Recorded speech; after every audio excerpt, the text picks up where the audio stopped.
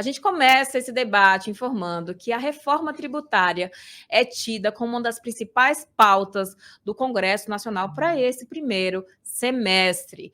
E o Congresso tem tido muita repercussão em cima desse tema, que vai atingir a sociedade, o mercado, a população, o governo e até os próprios parlamentares. A necessidade de uma reforma tributária para o Brasil em prol de uma mudança significativa que simplifique o recolhimento de impostos do país, além de reduzir a tributação sobre o consumo final, é tida como evidente pelos parlamentares e por autoridades. Essa proposta é, inclusive, tema de grandes impasses dentro do Congresso Nacional e também dentro dos debates jurídicos e tributários do país. E para entender um pouco mais sobre essa proposta que vai atingir você, contribuinte, eu, enquanto contribuinte, nós trouxemos ao meio-dia em Brasília a especialista na área jurídica e tributária, a Gabriela Rosa, que vai trazer detalhes sobre a reforma e, principalmente, será que a reforma tributária vai aumentar impostos? Tudo bem, Gabriela? Todos. Boa tarde, já meio-dia. Boa tarde já, né? Meio-dia em Brasília, sempre nesse meio termo aí, entre manhã e tarde. Gabriela, obrigada por vir ao meio-dia em Brasília, obrigada por lançar a luz sobre esse tema que é tão complexo. E eu já faço um pedido de antemão, que eu acho que é importante para quem está nos assistindo e nos acompanhando nesse momento. Gabriela, fale para nós, população, que é leiga no assunto, a gente tem dificuldade de entender esse tema, reforma tributária, inclusive, eu avalio, enquanto jornalista, que ela vai ter dificuldade de tramitação na Câmara, justamente porque até mesmo os parlamentares vão ter dificuldade de entender alguns temas e alguns pontos da proposta. E eu já começo perguntando, quais são as expectativas em relação à reforma, já que a previsão é que ela comece a tramitar na próxima semana? Bom, esse ponto que você trouxe aqui é muito verdade, assim. Eu não digo que vai ter dificuldade de tramitação, porque já teve. A discussão da reforma tributária, ela é muito antiga no Brasil. A gente fala que a gente precisa reformar o nosso sistema desde que a Constituição foi criada. Então, já nasceu querendo ser reformado.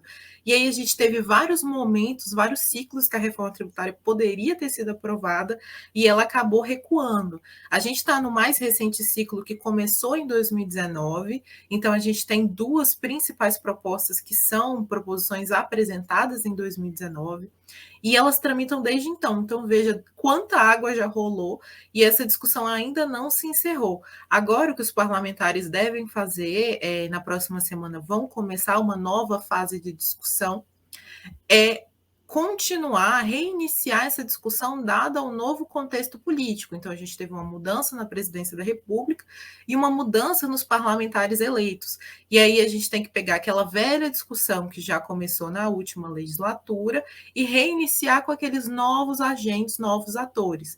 Então, a gente vai ter uma proposta que vai ser amadurecida, já teve um avanço bacana na última legislatura, só que agora é a etapa de fechar os detalhes do texto, fazer uma série de audiências, reuniões com o setor privado, com os entes públicos, então com os estados e municípios e com o próprio governo federal para fechar os detalhes e começar a discutir e votar no texto. Perfeito.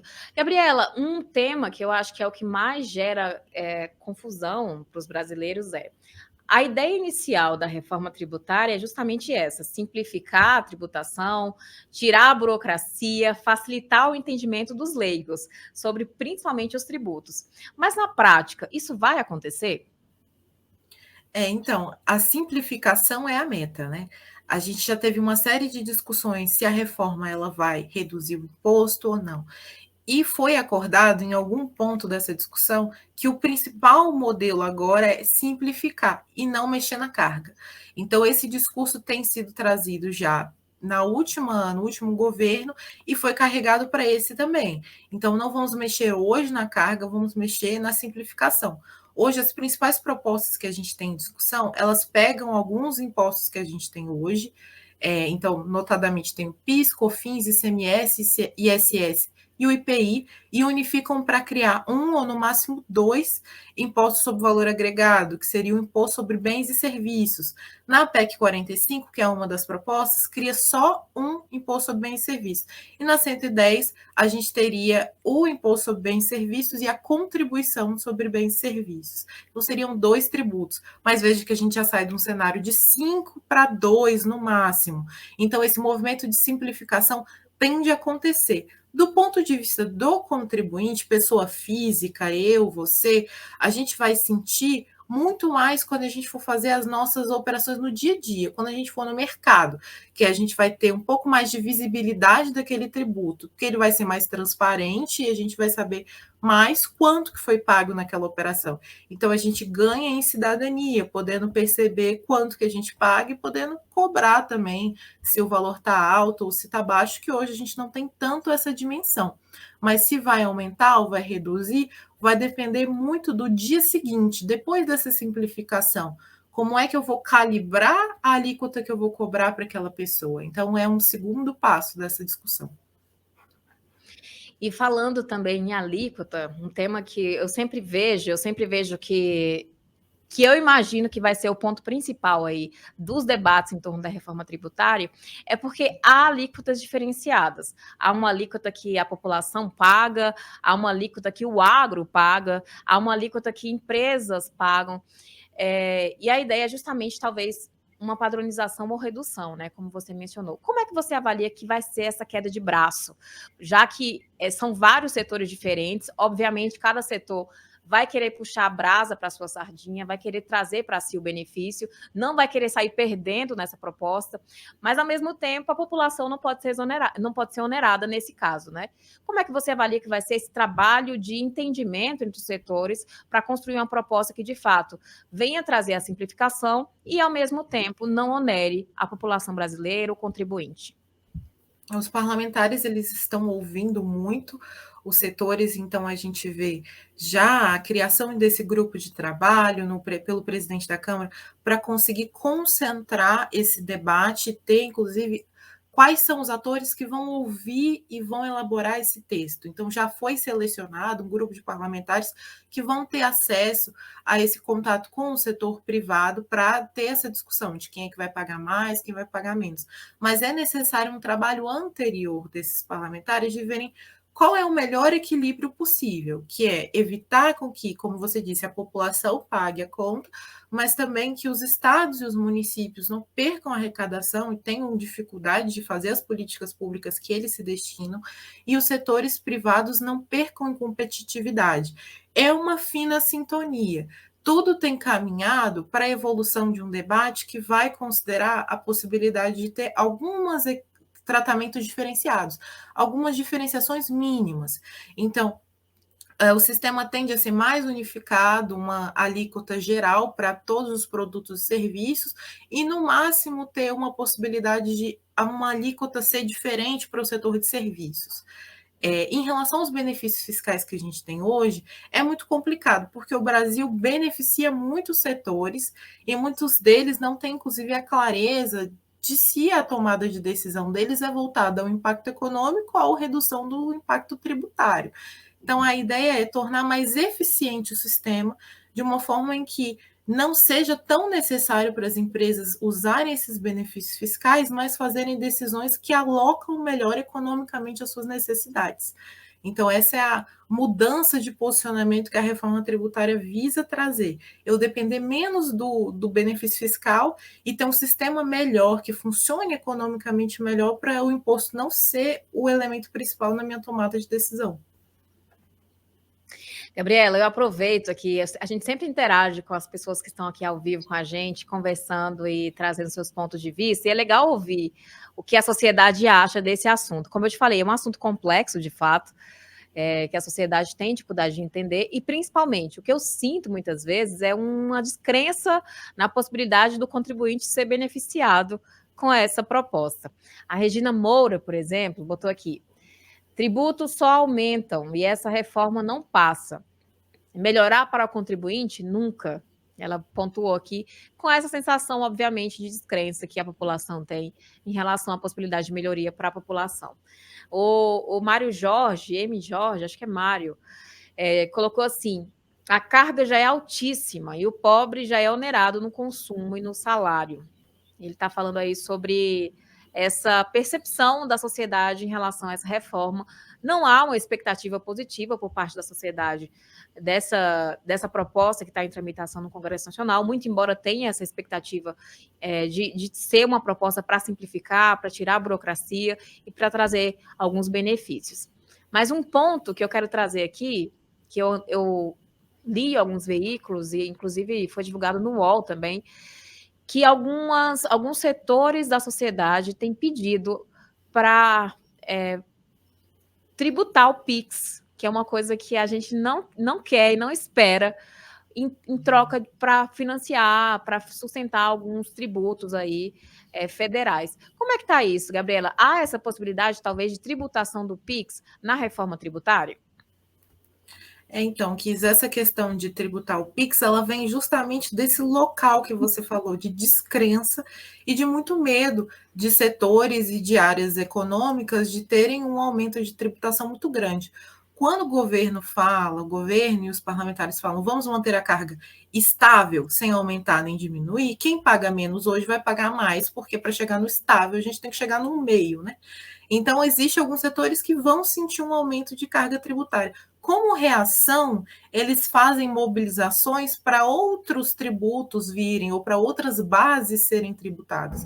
E aí a gente tem as movimentações financeiras, os recursos, as plataformas como o Pix entrando na mira. Então, eu não quero que a tributação aumente para mim, então eu quero então que tributa o Pix, porque todo mundo paga Pix, todo mundo usa, então dilui para todo mundo. Só que o resultado final de tributar o Pix é onerar muito a população, que é quem usa e, de certa forma, o Pix democratizou muito o acesso a serviços bancários e financeiros. E se a gente tributa, a gente está aumentando a carga tributária para algo que a população usa todo dia. Então, não é um movimento que tende a ter muita abertura dentro do Congresso, porque hoje a linha é vamos mexer no consumo, em produto final.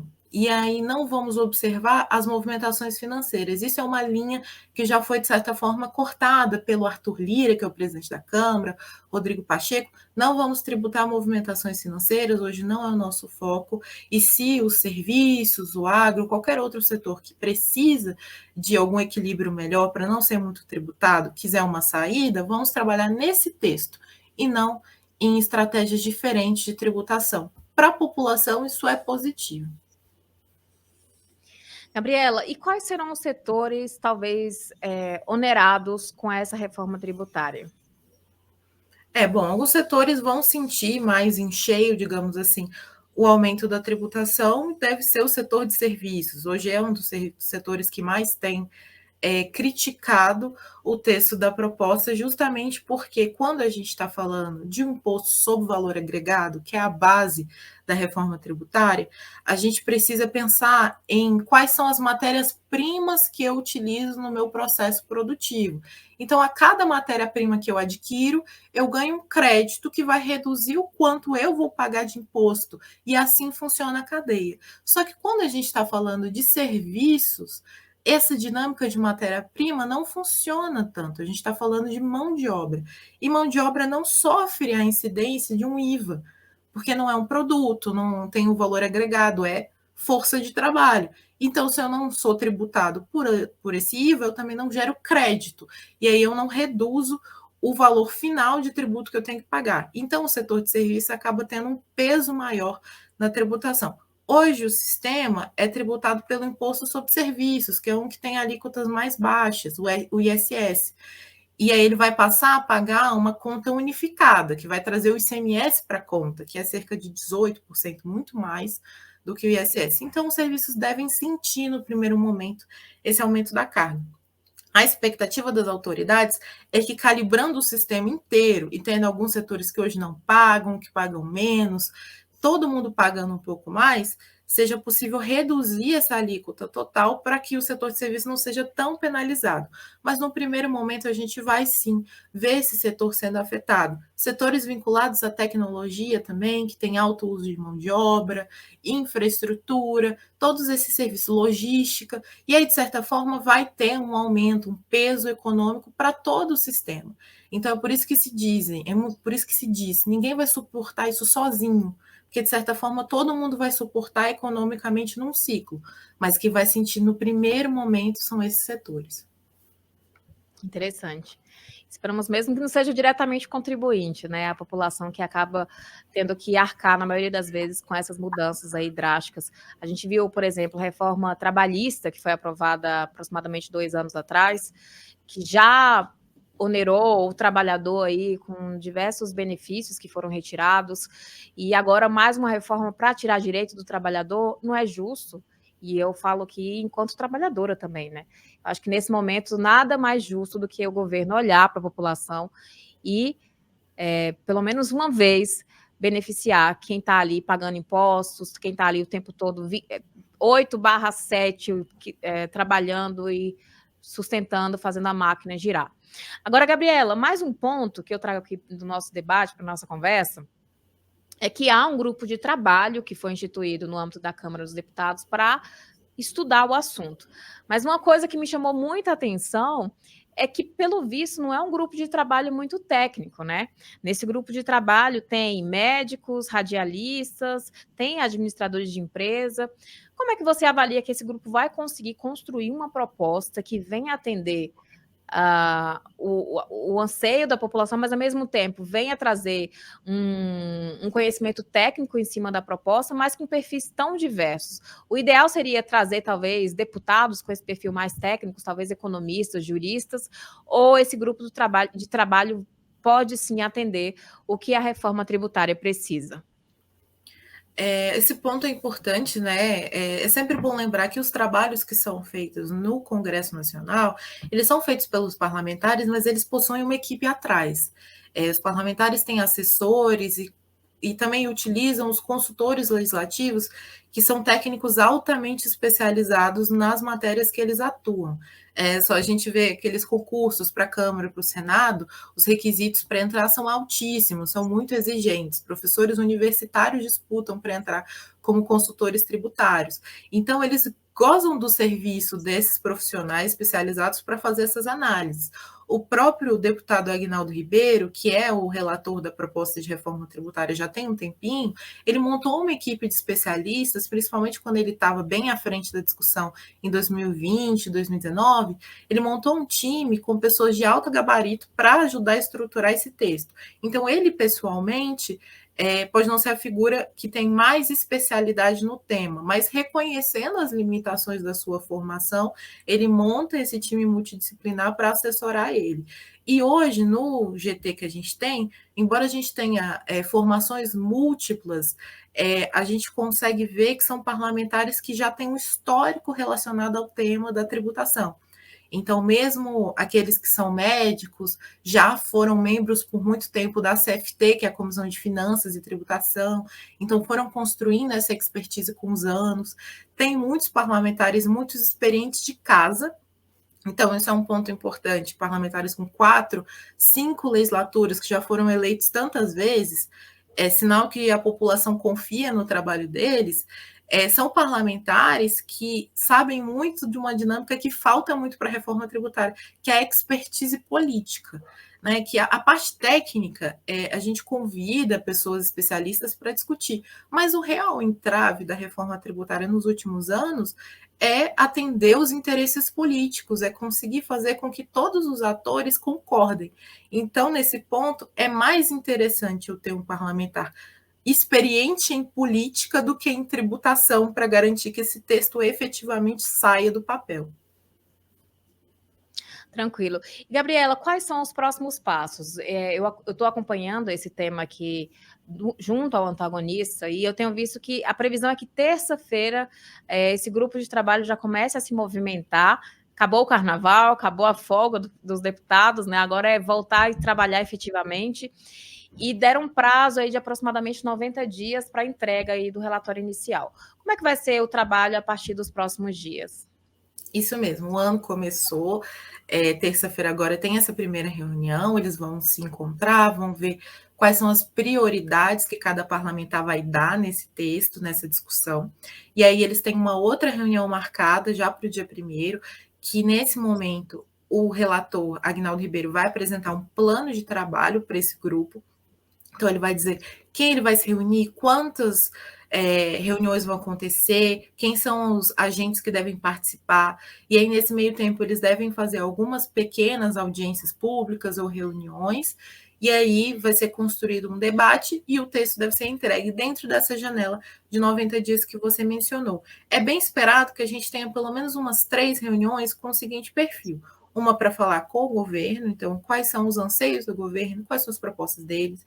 Então a gente pode ter a figura do Bernard Api, que é o secretário especial da reforma tributária dentro do Ministério da Fazenda, atuando e participando desse debate. E vale lembrar que o Bernard Api é um dos que contribuiu para escrever a proposta que hoje a gente tem em discussão, que é a PEC 45. Então ele não é nenhum estranho para esse grupo. E aí a gente tem também a possibilidade de uma audiência com estados e municípios, que também são grandes elementos importantes para essa discussão. Então, talvez o estado de São Paulo entre para discutir, o estado do Amazonas também deve ser convocado para essa conversa, porque no GT tem 4 membros, 4 deputados que são do estado do Amazonas, e existe uma preocupação com manter a Zona Franca de Manaus competitiva ali. E também uma reunião para falar com o setor produtivo, o setor privado. Então, alguns setores devem acabar sendo envolvidos. Então, a CNI, que é a indústria, também a CNA, que é do agro, pode ser envolvida. Então, a gente pode esperar pelo menos esse ciclo com esses 3 grandes eixos sendo abordado nos próximos passos. Encerrado o grupo de trabalho, aí continua a tramitação. Perfeito, Gabriela. E para a gente encerrar, que eu acho que é uma coisa interessante aqui de quem está nos assistindo acompanhar.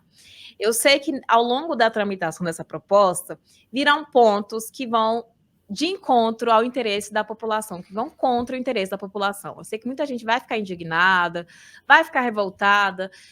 Há várias propostas ventiladas, inclusive a taxação do PIX é uma delas que a gente imagina que não vai acontecer, mas pode ser que venha a acontecer, dependendo do lobby que for feito aí pelas próprias empresas e pelos próprios setores.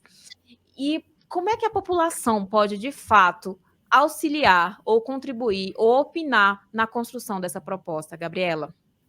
Isso é um ponto importante, né? Tributação falta muito em cidadania, justamente por ser um assunto muito técnico, é natural que o povo sinta que não é para si e que não pode ser compreendido.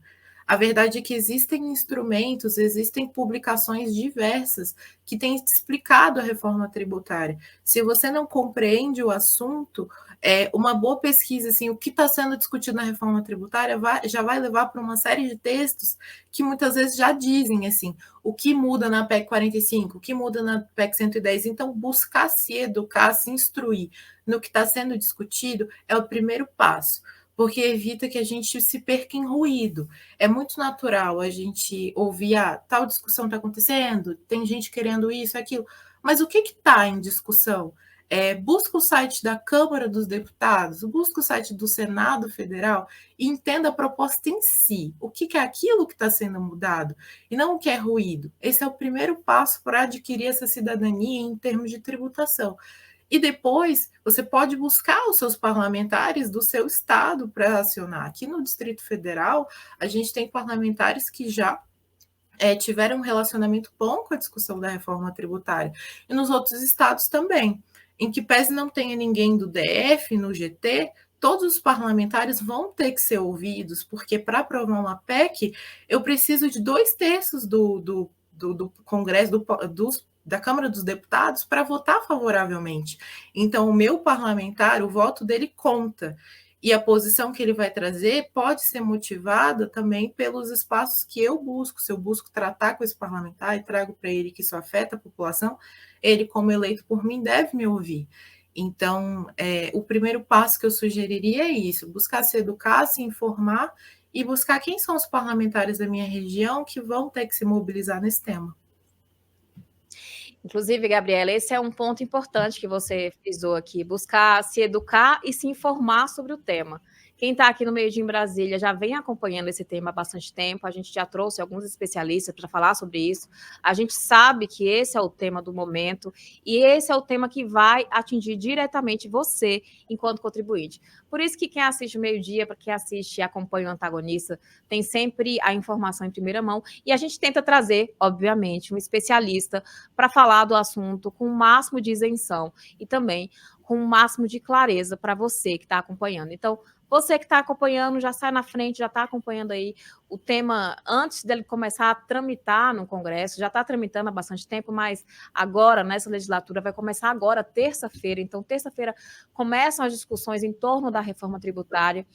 Se você tem alguma dúvida, já manda para a gente esclarecer, que você possa estar por dentro e, principalmente, para que você possa cobrar o seu parlamentar, senador, deputado, sobre a proposta, sobre pontos que afetam você. Ó, um ponto importante aqui, deixa eu só trazer um dado interessante, a proposta de taxação do PIX é apoiada, inclusive, pela Frente Parlamentar do Empreendedorismo, a FPE. Que traz essa proposta aí como talvez uma possibilidade. Então, se você tem interesse em saber mais ou cobrar do seu parlamentar, já tem aí uma possibilidade de entrar em contato aí com os parlamentares da Frente do Empreendedorismo. Gabriela, obrigada pela gentileza, obrigada por vir ao Meio Dia em Brasília, trazer esse tema que é tão importante, principalmente esclarecer para a gente, sociedade, que é leigo, que quer entender mais sobre a reforma e ainda tem muita dúvida aí, sem saber ao certo como é que ela vai atingir a gente enquanto população. Obrigada pela gentileza. Obrigada, Kiss. Fico à disposição para uma próxima. Obrigada.